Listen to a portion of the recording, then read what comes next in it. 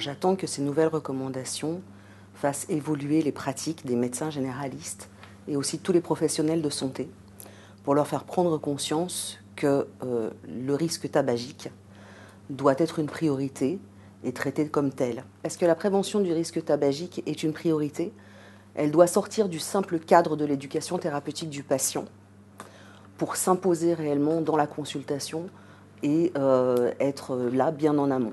Pour la petite anecdote, il y a près de 10 ans, à l'aube de mes 40 ans, j'entends toujours mon médecin traitant me dire en tant que fumeuse, il serait peut-être bon que vous pensiez à changer de méthode de contraception et à prendre le stérilet.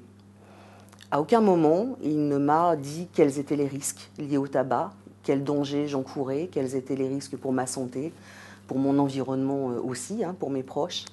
Je le regrette fortement. Je pense qu'il a manqué une belle occasion à ce moment-là.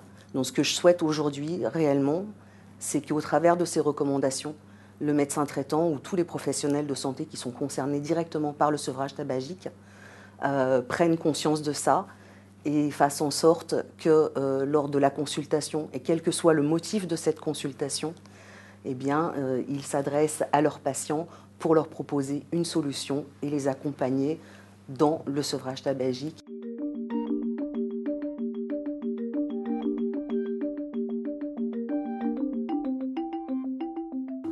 Alors la difficulté à laquelle est confronté un fumeur, et je pense la première et la principale, c'est déjà d'avoir envie, d'avoir la volonté d'arrêter de fumer, de prendre cette décision d'arrêter de fumer. Parce que bien évidemment, on est dépendant.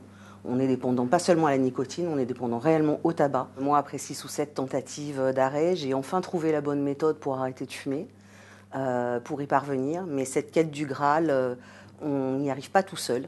Il faut vraiment être accompagné par le médecin. Et qu'aujourd'hui, on est peut-être un peu trop dans l'éducation thérapeutique du patient, où on va proposer effectivement l'arrêt au tabac quand il y a une pathologie qui est installée. Et l'idéal, bien évidemment, c'est que ce soit fait bien en amont.